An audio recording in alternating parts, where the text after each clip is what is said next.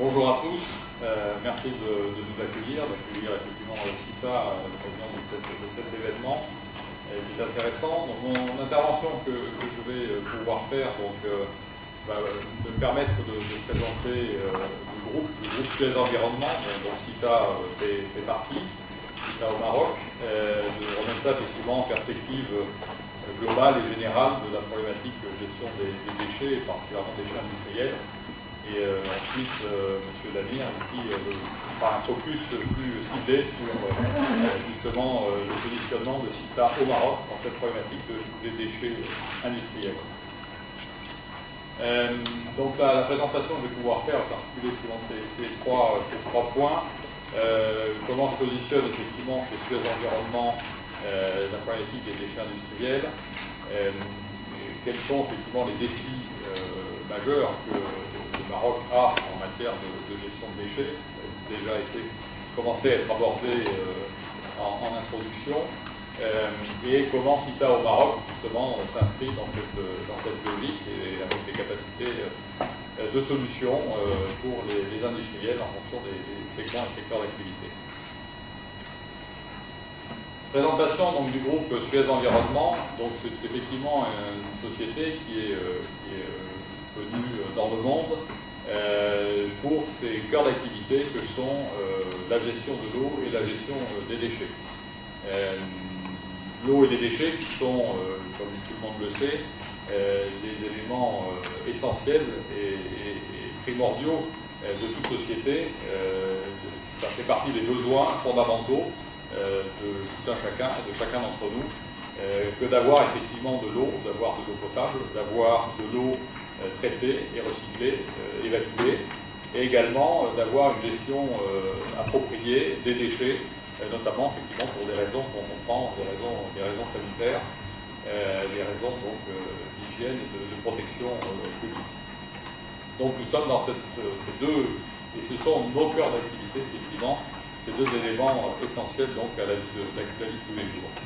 Notre positionnement à l'international, oui, nous sommes présents dans un certain nombre de pays, tant sur ce qu'on pourrait appeler effectivement le vieux continent, que sur des nouveaux territoires, des pays émergents, des pays en voie de développement. Nous avons donc au total effectivement un nombre d'à peu près 80 000 collaborateurs sur ces deux segments et une chiffre d'affaires global annuel de l'ordre de 15 milliards d'euros dans nos activités. Et nous réalisons donc un peu plus de 30% de notre chiffre d'affaires à l'international, c'est-à-dire hors Europe de l'Ouest. Rapidement, effectivement, la répartition de notre chiffre d'affaires. Vous voyez, entre l'eau et le déchet, on est à peu près à parité. Et vous voyez, effectivement, par contre, l'Europe pèse encore lourd dans cette répartition effectivement, de nos activités, à concurrence de 70%. Mais ce que nous constatons, c'est un développement croissant, justement, de ces activités-là à l'international, dans les différentes zones qui sont ici identifiées. Alors, comme je le dis, effectivement, l'eau, les déchets, tout ça s'inscrit dans une logique de défis mondiaux. Alors, vous savez tous aussi bien que moi, justement, les problématiques auxquelles nous sommes confrontés dans la matière. Ces défis sont principalement effectivement de trois ordres. Le besoin de répondre à une gestion de plus en plus maîtrisée des cycles de l'eau et des déchets, de faire en sorte effectivement qu'on ait une meilleure maîtrise, de la réduction des effets de la pollution de nos activités industrielles notamment, et de promouvoir et d'aider à l'émergence d'une économie circulaire et de la gestion des ressources. La gestion des ressources, là aussi, sujet évidemment que tout le monde connaît. J'illustrerai simplement avec cet exemple dont vous avez forcément entendu parler. Si l'ensemble des habitants de la Terre avaient le niveau de consommation des États-Unis, il nous faudrait quasiment 9 planètes pour réussir effectivement à satisfaire tout le monde. Comme on sait que les pays justement émergents, les pays en voie de développement ont des besoins qui sont en croissance, besoins légitimes qui sont en croissance, on comprend bien que il y a une équation à laquelle il faudra effectivement répondre, à laquelle nous devons répondre, et à laquelle, j'allais dire, chacun des acteurs qui sont contributeurs, que ce soit les prestataires de services, les apporteurs de solutions, mais également les politiques, doivent effectivement se préoccuper et mettre en œuvre un certain nombre effectivement de schémas pour avoir la gestion de ces ressources. L'objectif est de s'engager dans une logique qu'on pourrait appeler effectivement de croissance verte et de développement durable. Durable, puisque effectivement le but du jeu, c'est de pouvoir gérer dans la durée le développement de toutes ces économies et de gérer ces ressources. Et l'un des moteurs, effectivement, moteur d'excellence, c'est de passer par le biais effectivement d'innovation. Innovation dans les schémas contractuels que nous pouvons mettre en place, innovation sociétale, sur la partie technologique, bien évidemment, l'innovation, c'est la possibilité d'imaginer de nouveaux schémas, de nouveaux process, et puis l'innovation également commerciale, notamment à destination de nos clients industriels, pour leur proposer des solutions nouvelles, complètes et contributrices justement de cette performance environnementale. Suez Environnement, nos clients, deux catégories bien identifiées, des collectivités publiques. Au Maroc, vous connaissez, par le biais notamment de notre filiale Cita El Beida. Nous sommes présents sur un certain nombre de villes du Maroc pour la collecte et le déploiement. Et puis également donc, nos clients industriels par le biais de nos deux filiales qui sont Cita Maroc et Cita Maroc Recycling, qui vous seront présentés de façon plus détaillée par M. Damien tout à l'heure. Quels sont donc ces enjeux de cette performance environnementale? C'est bien évidemment de maîtriser la consommation de ces ressources, c'est de réduire les coûts, c'est bien évidemment les objectifs de nos clients, qu'ils soient clients publics ou clients privés, c'est de créer de la valeur en mettant en place effectivement des services nouveaux qui répondent aux attentes des usagers, et puis également donc d'être dans un schéma bien évidemment de respect des contraintes réglementaires, celles qui sont mises en place dans les différents pays et qui visent à lutter contre les problématiques de pollution et à promouvoir et à œuvrer pour la protection de l'environnement et de la biodiversité. Tout ça se construit sur un principe, sur une logique de dialogue, une démarche de dialogue, par le principe uniquement de la concertation avec nos partenaires, avec nos clients, d'être le plus ouvert possible au dialogue avec les usagers, avec la société civile, et d'écouter les attentes et les besoins de nos industriels, de nos clients industriels, et également de nouer un certain nombre de partenariats avec certaines filières pour pouvoir mettre en place justement ces solutions nouvelles et ces solutions innovantes de gestion des déchets. Un certain nombre d'axes ont été identifiés pour développer ces solutions pour demain. Enfin, le monde allant tellement vite, demain c'est presque déjà aujourd'hui. Et donc ces solutions, suivant ces axes autour de l'eau intelligente, pour effectivement avoir une gestion et une meilleure gestion justement de cette ressource qui est extrêmement précieuse et qui devient de plus en plus. Le recyclage, puisqu'il faut gérer, comme je l'ai dit, la pénurie des ressources. Encore une fois, à terme, si l'on ne fait rien, il n'y en aura pas pour tout le monde, si je puis dire. Le développement international font partie effectivement de nos axes, pouvoir aller promouvoir et développer justement un certain nombre de ces solutions de gestion dans les pays émergents, et puis également d'avoir des approches très ciblées vis-à-vis notamment de nos partenaires industriels sur la gestion des eaux industrielles, puisqu'on sait que c'est l'une des préoccupations premières qu'ils ont, c'est de pouvoir effectivement maîtriser le mieux possible et d'utiliser de façon la plus économique possible les eaux dont ils ont besoin pour leur process. Un petit schéma ici qui illustre ce que Suez Environnement est capable de proposer donc à l'ensemble de nos clients et de nos partenaires. Je rappelle que Suez Environnement, par le biais de Cita qui est effectivement le nom commercial de la branche déchets de Suez Environnement. CITA a une expérience d'à peu près 90 ans donc, dans la gestion des déchets et de ce point de vue, effectivement, est capable d'offrir et de proposer un certain nombre, donc, et l'ensemble des, comment dirais-je, des étapes de gestion depuis la partie collecte jusqu'à la partie valorisation en fonction, effectivement, des matières et des produits. Donc, comme vous le voyez, est capable d'intervenir sur tout ce qui touche aux problématiques liées à la collecte, les problématiques de logistique. Derrière la collecte, il y a effectivement des impacts environnementaux en matière de pollution au niveau notamment des véhicules, donc l'efficacité est importante.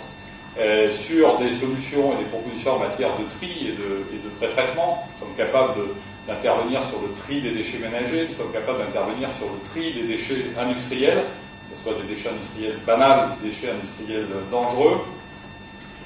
Nous avons également une expertise sur l'exploitation et la gestion d'incinérateurs, là aussi, des différentes familles d'incinérateurs, incinérateurs déchets ménagers, incinérateurs déchets dangereux, incinérateurs déchets hospitaliers, et en ayant sur un certain nombre de nos sites, justement, mis en place une valorisation énergétique, réutiliser l'énergie, effectivement, produite par ces incinérateurs pour la convertir en électricité. Nous sommes également, et nous avons une expérience longue sur la gestion de sites de stockage, qu'on appelle communément décharge. Nous avons effectivement l'expérience de la gestion de ces sites dans une logique assez aboutie et avancée au niveau de son impact environnemental. Nous avons également une expérience, et ça c'est intéressant, sur les processus de démantèlement de produits en fin de vie. Que ce soit, donc, comme vous le voyez ici, sur les automobiles, sur les bateaux. Nous sommes mis également sur le segment des avions avec EADS Airbus. Nous sommes également, et nous avons un certain nombre de sites sur lesquels nous intervenons sur les D3E, vers les déchets électroniques. Donc ça fait partie également de nos expertises.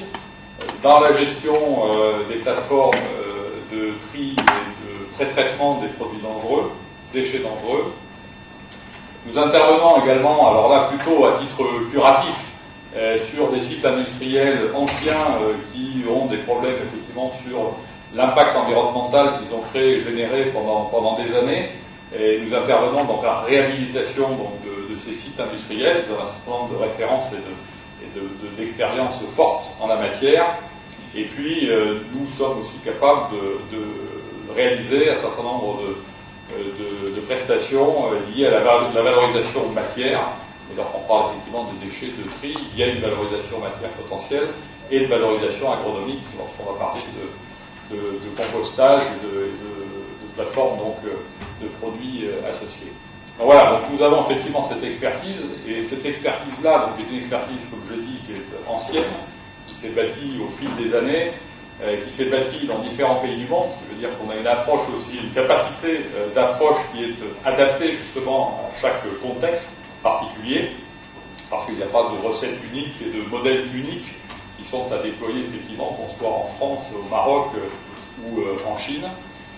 Donc nous avons effectivement cette expertise sur les différentes solutions, donc en valorisation, en logistique, des expertises donc sur les déchets spécifiques, déchets particuliers. Là, l'industrie, j'allais dire, justement, nous offre largement de quoi exercer notre, capacité de recherche.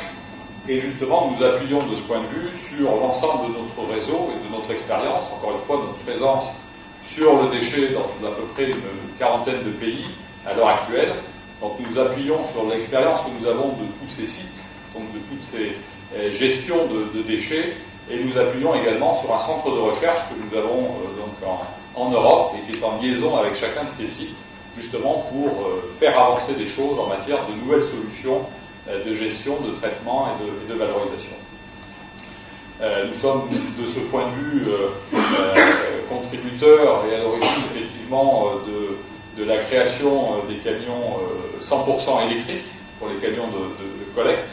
Nous avons également, donc nous travaillons avec un partenariat avec l'industriel sur la collecte pneumatique dans le cadre des collectes municipales de déchets, qui sont des collectes effectivement qui en termes d'environnement et d'impact environnemental sont d'une grande efficacité. Et nous avons donc la possibilité de effectivement de proposer des solutions sur mesure dans différents domaines pour les collectivités en matière justement de collecte et de sélection, enfin de collecte de produits valorisables lorsque les conditions s'y prêtent. Nous avons, et ça c'est un élément, je le répète, mais c'est quand même quelque chose d'essentiel et dont nous devons tous être conscients, ce besoin effectivement de lutter contre la raréfaction des matières premières, parce qu'encore une fois, la Terre n'est pas une réserve inépuisable de matières premières, donc c'est une obligation collective que nous avons de nous préoccuper de ce point-là, et puis évidemment de nous préoccuper de la pollution, parce que c'est notre environnement, c'est là où nous vivons, et c'est de ce point de vue notre responsabilité à chacun et à tous de participer, de contribuer à cette amélioration de notre environnement quotidien. Donc par le biais, comme vous le voyez, effectivement de la valorisation de matière, plus on arrive à trier le déchet, plus on arrive à en extraire de la matière première secondaire, ce qu'on appelle la matière première secondaire, pour la réinjecter dans les circuits de production, on contribue justement effectivement à cette lutte contre la raréfaction des matières. La valorisation biologique, élément intéressant, important, surtout au Maroc, dans un pays effectivement qui a la première partie de son économie effectivement est sur le monde agricole, sur les activités agricoles. Et puis c'est la valorisation énergétique, j'en ai parlé, mais effectivement ça aussi c'est important, c'est que réussir à réutiliser toute cette biomasse pour la transformer et pouvoir la réemployer.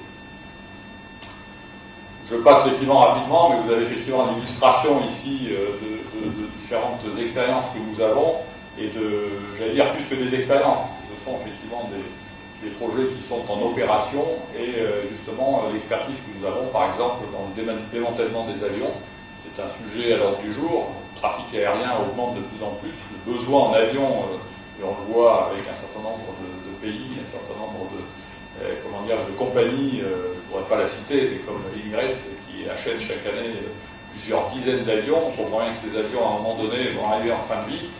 Et plutôt que de finir comme aux États-Unis, si vous avez vu ce parking géant d'avions perdus dans le désert, l'objectif est effectivement de réutiliser la matière, de la trier, de la séparer, et de pouvoir arriver à échéance, et c'est notre objectif, de recyclage de 85% de la matière proposée effectivement à un avion. Rapidement, vous voyez ici effectivement les chiffres clés qui illustrent l'expérience que nous avons. Encore une fois, nous sommes vraiment dans l'expérience pratico-pratique, nous faisons ça et c'est notre quotidien tous les jours sur nos différents sites en matière donc, de compostage, en matière de centre de tri de transfert. Nous avons donc plus de 450 000 clients industriels et commerciaux, c'est vous dire que nous sommes confrontés effectivement à toute la palette possible et inimaginable de types de déchets, de nature de déchets et de possibilités, de solutions de traitement et de recyclage, en incinération, dont j'en ai parlé effectivement également tout à l'heure, et les centres de stockage, encore une fois aussi, élément important, les centres de stockage, il n'y en a pas uniquement que pour les collectivités, pour les déchets municipaux, il faut voir qu'il y en a également pour les sites industriels, pour les industriels, notamment ceux qui ont des très grosses productions de déchets et qui peuvent avoir effectivement des besoins en matière donc de centres de stockage de déchets et de le faire dans des conditions qui soient acceptables pour l'environnement. Sans rentrer dans le détail, en remettant en perspective, donc, puisque M. Damir donc, va détailler les choses, les déchets au Maroc, donc c'est un défi majeur, ça a été évoqué tout à l'heure. C'est un pays effectivement dynamique, c'est un pays à la forte croissance démographique, c'est un pays donc, qui a des besoins, qui a une industrie qui se développe et donc forcément qui va être confronté à un certain nombre de besoins croissants de gestion justement des déchets produits par ces industries. Pour donner une idée globale, non pas pour faire peur, mais pour qu'on ait bien conscience des choses, plus de 4 milliards de déchets industriels non dangereux sont produits par an dans le monde, et on va voir effectivement, au-delà de nos répartitions effectivement de chiffre d'affaires, que le Maroc donc commence à générer de plus en plus de déchets, et de déchets dangereux. Justement, concernant effectivement ces déchets du Maroc, vous avez ici une présentation qui est extraite d'une étude qui a été réalisée par le CNES, qui montre donc les ordres de grandeur et les enjeux. Déchets industriels au Maroc représentent de l'ordre à peu près d'1,5 million de tonnes donc, par an. Et sur ce 1,5 million de tonnes par an, on considère qu'il y a plus de 250 000 tonnes de déchets dangereux et 6 600 tonnes de déchets médicaux et pharmaceutiques, communément appelés déchets hospitaliers. Et vous avez ici la répartition par secteur d'activité de cette production de déchets. Donc 1,6 million de déchets dont il faut s'occuper pour faire en sorte que l'impact sur l'environnement soit le plus réduit possible et que la logique du réemploi, valorisation matière, valorisation énergétique soit la plus développée possible. Cela représente à peu près 15% de la production globale des déchets au Maroc. On comprend que les 85% sont constitués des déchets municipaux. À l'heure actuelle, seuls 23% des déchets industriels du Maroc sont recyclés. 73% sont évacués en décharge, ce qui est effectivement énorme. On comprend que sur les 73%, il y a forcément matière à aller extraire, ressortir, trier et valoriser une bonne partie. Et seulement 4% sont incinérés dans les fours, c'est-à-dire que seulement 4% sont utilisés en valorisation énergétique. Et il ne faut pas les oublier, et c'est un vrai sujet, une vraie problématique, au Maroc comme dans un certain nombre d'autres pays, les déchets hospitaliers qui ont une charge, j'allais dire, en termes d'hygiène et de santé publique très importante. Ces déchets hospitaliers donc représentent effectivement 5%. Et là, il y a également des enjeux importants pour le Maroc pour, comment dirais-je, traiter de façon systématique et de façon adéquate justement ces déchets. Je rappelle que le Maroc est signataire d'ailleurs d'un accord international, donc avec près de 34 ou 35 pays, sur la gestion justement des déchets dangereux, dont les déchets hospitaliers. Donc cette gestion des déchets au Maroc, de ce point de vue-là, est encore assez peu structurée. Comme on l'a dit, l'essentiel finit en décharge. Il y a beaucoup de petits flux disparates et dispersés, donc il y a des nécessités effectivement de regroupement. Et puis, du point de vue et du côté des acteurs industriels, on sent de plus en plus effectivement une demande donc, pour avoir un interlocuteur unique pour pouvoir gérer donc l'ensemble des déchets qu'ils produisent, que ce soit des déchets industriels banals ou les déchets industriels dangereux. Ceci dit, et ce qu'il faut noter, ça a été évoqué, c'est qu'un certain nombre donc, de décrets ont été mis en place.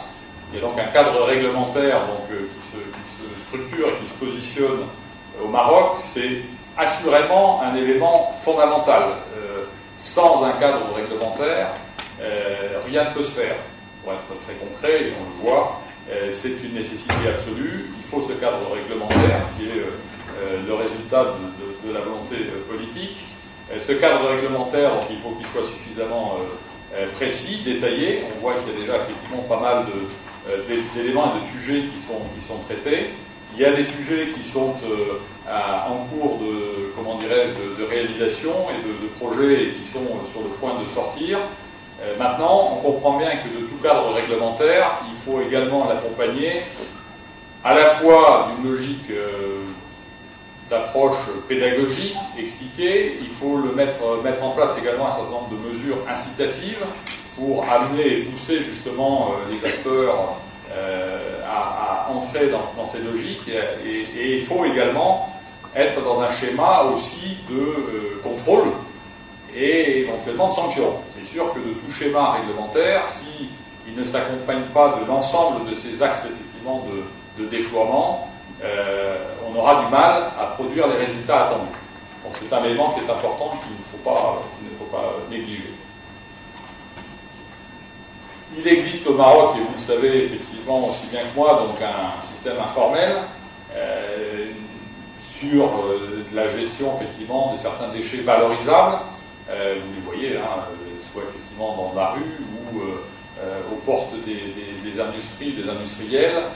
On les voit également sur les décharges. C'est une logique, ceci étant, qui existe depuis très longtemps, je vais dire depuis des siècles. C'est une logique de tri de valorisation matière, donc en soi, elle est tout à fait, comment dirais-je, elle est à reconnaître et à considérer.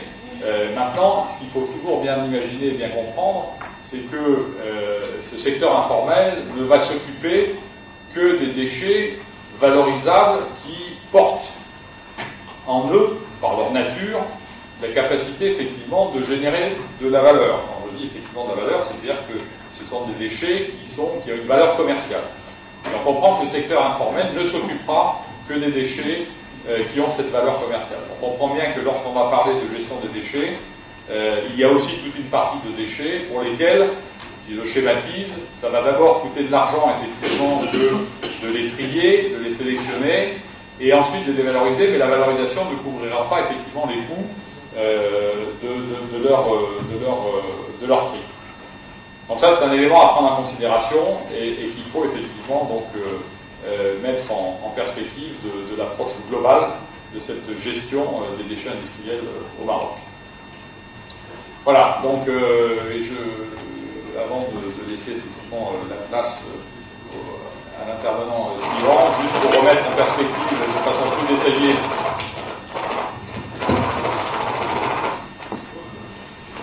plus détaillée tout à l'heure. CITA au Maroc, donc, est une filiale de Suez Environnement. CITA, c'est à l'heure actuelle 4 filiales. CITA El Beida sur la partie des déchets municipaux, donc principalement sur la partie des collectes et nettoiements sur les différentes villes du Maroc, nos villes à l'heure actuelle.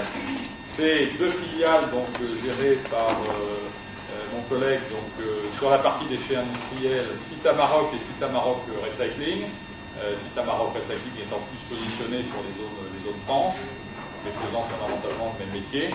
Et puis une nouvelle filiale qui a vu le jour cette année, qui est CITA Atlas, et qui elle se concentre et se focalise sur la partie liée à l'exploitation, à la réhabilitation des décharges.